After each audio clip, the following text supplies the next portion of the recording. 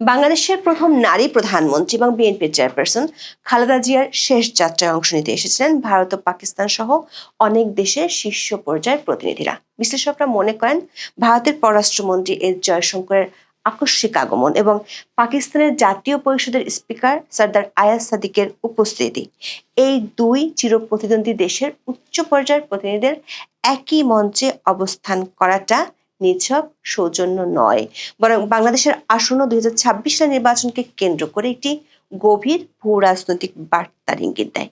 বিশেষ করে অধ্যাপক ইউনূসের 16 মাসের শাসনামলে ভারতের সাথে সম্পর্কটা যতটা তলানিতে পৌঁছেছে, সেখানে ভারতীয় পররাষ্ট্রমন্ত্রী এস জয়শঙ্কর ঢাকায় এসে ভারতের প্রধানমন্ত্রী নরেন্দ্র মোদীর চিঠি তারেক রহমানের হাতে তুলে দেয়াটা একটা বিশেষ বার্তা দেয়।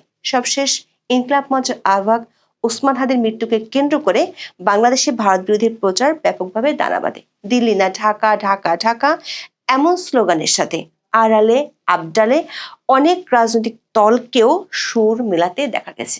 এস জয়শঙ্কর অবশ্য অন্য কোনো রাজনৈতিক দলের নেতাদের সাথে বৈঠক করেননি, কিন্তু এর মধ্যে বোমা ফাটিয়েছে আন্তর্জাতিক সংবাদ সংস্থা রয়টার্সের একটি খবর। ব্রিটিশ বার্তা সংস্থা রয়টার্সকে দেওয়া সাক্ষাৎকারে জামাত ইসলামের আমির ডক্টর শফিকুর রহমান ভারতীয় কূটনীতিকের সঙ্গে বৈঠক করার কথা জানিয়েছেন। তিনি দাবি করেছেন ভারতের কূটনীতিক তাকে বৈঠকটি গোপন রাখতে বলেছেন, এজন্য এটি গোপন রাখা হয়েছে। এমন খবর প্রকাশিত হওয়ার পর সামাজিক মাধ্যমে আলোচনার ঝড় উঠেছে। এই যে দিল্লি না ঢাকা স্লোগানে দিল্লির বিরোধিতার জিগির বাংলাদেশি রাজনৈতিক দলগুলো তোলে, সেটি আসলে কতটা দৃশ্যমান আর কতটা পর্দার আড়ালের নাটক।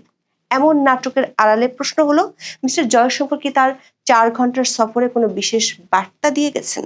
বিস্তারিত জানতে চলুন যাওয়া যাক বিশ্লেষণে।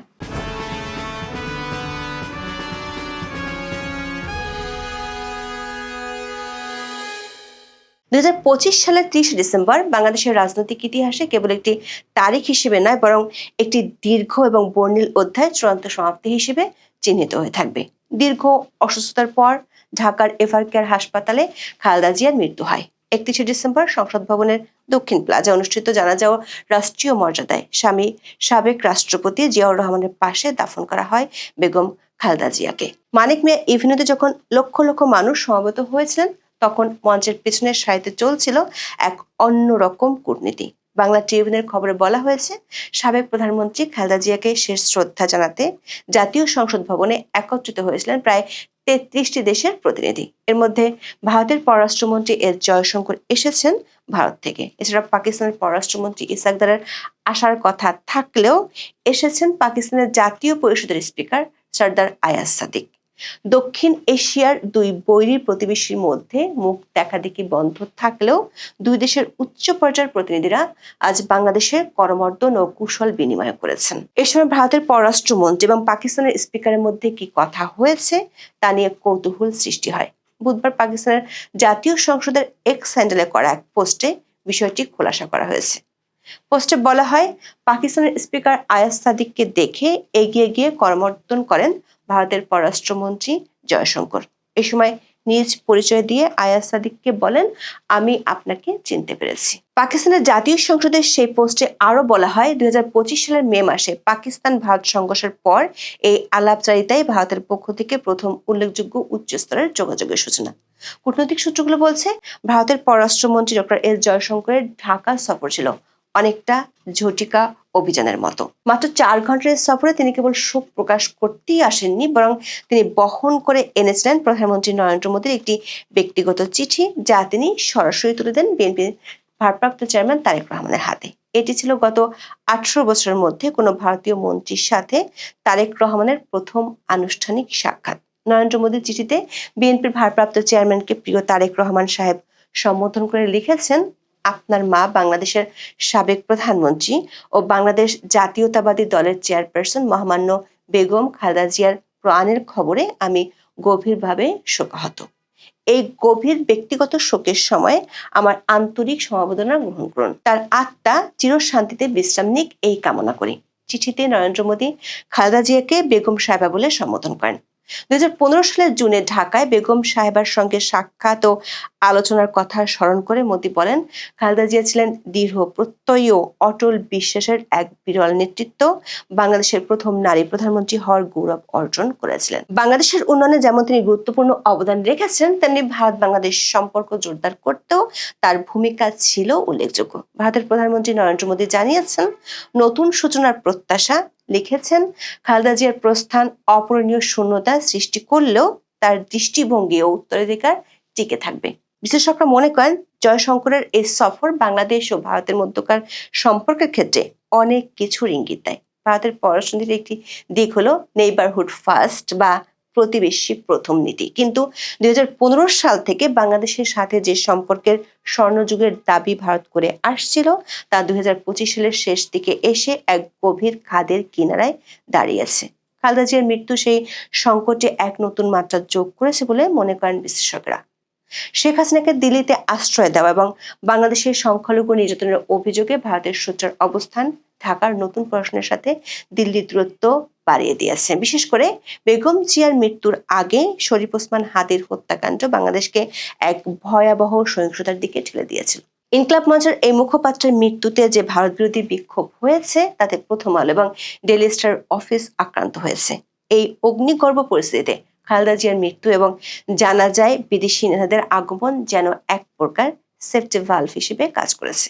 কিন্তু একটা উল্লেখযোগ্য ব্যাপার হলো, এস জয়শঙ্কর বাংলাদেশে আসলেও বাংলাদেশের অন্তর্বর্তী সরকার প্রধান অধ্যাপক ইউনূসের সাথে কোনো বৈঠক করেননি। প্রশ্ন হলো, জয়শঙ্কর কেন সৌজন্য সাক্ষাৎ করেননি, অথচ খালেদা জিয়ার শেষকৃত্যে যোগ দেয়া পাকিস্তানের স্পিকার সরদার আয়াজ সাদিক এবং নেপালের পররাষ্ট্রমন্ত্রী বালানন্দ শর্মা অধ্যাপক ইউনূসের সাথে সৌজন্য সাক্ষাৎ এবং দ্বিপাক্ষিক বৈঠক করেছেন। কূটনৈতিক সূত্রগুলো বলছে, সাম্প্রতিক সময় দুই দেশের সম্পর্ক এমন একটা পর্যায়ে গেছে যার কারণে ভারত কোনো আনুষ্ঠানিক বৈঠক করতে চায়নি। যদিও খালেদা জিয়ার জানাজার আগে সংসদ ভবনে বাংলাদেশের অন্তর্বর্তী সরকারের 3 উপদেষ্টার সাথে জয়শঙ্করের অনানুষ্ঠানিক সাক্ষাৎ হয়েছে। আইন উপদেষ্টা আসিফ নজরুল, পররাষ্ট্র উপদেষ্টা তৌহিদ হোসেন এবং জাতীয় নিরাপত্তা উপদেষ্টা খলিলুর রহমানের সাথে আলাপ হয় ভারতীয় পররাষ্ট্রমন্ত্রীর। কূটনৈতিক সূত্রগুলো বলছে, একেবারে অনানুষ্ঠানিক আলাপ হলেও 3 উপদেষ্টাকে যে বার্তা দিয়ে গেছেন, সেটি ভারতের আগের অবস্থানকে তুলে ধরে। ভারত সরকার অনেক দিন ধরে বলে আসছে, তারা বাংলাদেশে অবাধ, সুষ্ঠু, নিরপেক্ষ, অন্তর্ভুক্তিমূলক নির্বাচন চায়। জাতীয় নিরাপত্তা উপদেষ্টা খলিলুর রহমানকে আবারও আঞ্চলিক নিরাপত্তার বিষয়টি স্মরণ করিয়ে দিয়ে গেছেন এস জয়শঙ্কর। দর্শক, গত কিছুদিন ধরে বিশেষ করে ইনকলাব মঞ্চের আহ্বায়ক ওসমান হাদির মৃত্যুকে কেন্দ্র করে বাংলাদেশে ভারত বিরোধী প্রচারণা বেশ বেগ পায়। ওসমান হাদির হত্যার বিচারের দাবিতে শাহবাগে গড়ে ওঠা আন্দোলনে নিয়মিত ভারত বিরোধী স্লোগান দেয়া হয়। এমন পরিস্থিতিতে আশঙ্কা ছিল, জয়শঙ্করের মতো ভারতের এমন সিনিয়র নেতার বাংলাদেশ সফরের পরিস্থিতি কি দাঁড়ায়। 4 ঘন্টার সফর শেষে জয়শঙ্কর ফিরে গেল, ভারত বিরোধী একটি স্লোগানও শোনা যায়নি। তবে এরই মধ্যে জানা গেল, শুধু বিএনপি নয়, জামাত ইসলামী, যারা বাংলাদেশে ভারত বিরোধী দল বলে কথিত আছে, তাদেরও ভারতের কূটনৈতিক পর্যায়ে গোপন বৈঠক হয়। ব্রিটিশ বার্তা সংস্থা রয়টার্স এমন একটি খবর সামনে এনেছে। 31 ডিসেম্বর রয়টার্সে প্রকাশিত হয় জামাত ইসলামের আমির ডক্টর শফিকুর রহমানের সাক্ষাৎকার। সে খবরে বলা হয়, ডক্টর শফিকুর রহমান ভারতীয় কূটনীতিকের সঙ্গে বৈঠক করার কথা জানিয়েছেন। তিনি নিশ্চিত করেন, চলতি বছরের শুরুতে একজন ভারতীয় কূটনীতিকের সঙ্গে তার বৈঠক হয়েছে। তবে অন্য দেশের কূটনীতিকরা প্রকাশ্যে দেখা করলেও ভারতীয় প্রতিনিধি বৈঠকটি গোপন রাখার অনুরোধ করেছিলেন বলে তিনি উল্লেখ করেন। কেন এমন গোপন বৈঠক, তার যৌক্তিকতা তুলে ধরেছেন ডক্টর শফিকুর রহমান। বলেন, আমাদের সবার জন্য উন্মুক্ত হতে হবে, পারস্পরিক সম্পর্কের উন্নয়নের কোনো বিকল্প নেই। রয়টার্স বলছে, ভারতের পররাষ্ট্র মন্ত্রণালয় এ বিষয়ে তাৎক্ষণিক কোনো মন্তব্য না করলেও ভারতীয় সরকার একটি সূত্র রয়টার্সকে নিশ্চিত করেছে যে তারা বাংলাদেশের বিভিন্ন রাজনৈতিক দলের সঙ্গে যোগাযোগ রক্ষা করছে। সাক্ষাৎকারে ভারত ও পাকিস্তানের সঙ্গে সম্পর্কের বিষয়ে জামাত ইসলামের অবস্থান তুলে ধরেন শফিকুর রহমান। শেখ হাসিনার পতনের পর ভারতের সঙ্গে বাংলাদেশের সম্পর্কের টানাপোড়েন নিয়ে উদ্বেগ প্রকাশ করে তিনি বলেন, শেখ হাসিনার ভারতে অবস্থান করাটা সম্পর্কের ক্ষেত্রে একটি বড় বাধা। দর্শক, কূটনৈতিক পর্যায়ে প্রতিবেশী যে কোনো দেশের সাথে ভালো সম্পর্ক স্থাপনের তাগিদ সবসময় দেওয়া হয়, কিন্তু বাংলাদেশ ও ভারতের অভ্যন্তরে পরস্পর বিরোধী রাজনীতি নিয়ে ভোটের মাঠ দখলের চেষ্টা করা হয়, অথচ পর্দার আড়ালে চলে গোপন বৈঠক। জামাতে আমিরের এমন গোপন বৈঠকের খবর প্রকাশের পর সামাজিক মাধ্যমে বিষয়টি নিয়ে বেশ আলোচনার জন্ম দিয়েছে। প্রশ্ন উঠেছে, দিল্লি না ঢাকা, ঢাকা ঢাকা বলে যারা রাজনীতির মাঠ গরম করে তাদের এখন প্রতিক্রিয়া কি হবে? এমনকি বর্তমান অন্তর্বর্তী সরকারের কয়েকজন উপদেষ্টা ভারত বিরোধী মন্তব্য করে জনপ্রিয় হওয়ার চেষ্টা করেন, আর সরকার সমর্থকরা তো সেভেন সিস্টার্সকে ভেঙে চুরে একাকার করার হুমকি দিয়ে ভোটের মাঠে জেতার উপায় খুঁজছেন। কিন্তু গোপন বৈঠকের খবর ফাঁস হওয়ার পর যখন কোনো প্রতিক্রিয়া দেখা যায় না, তখন প্রশ্ন উঠতেই পারে, পর্দার আড়ালের রাজনীতি দেশের জন্য কতটা সুফল বয়ে আনতে পারে। এখন এ পর্যন্ত। সবাই ভালো থাকুন, সুস্থ থাকুন, নিরাপদে থাকুন। দেখা হবে আগামী পর্বে।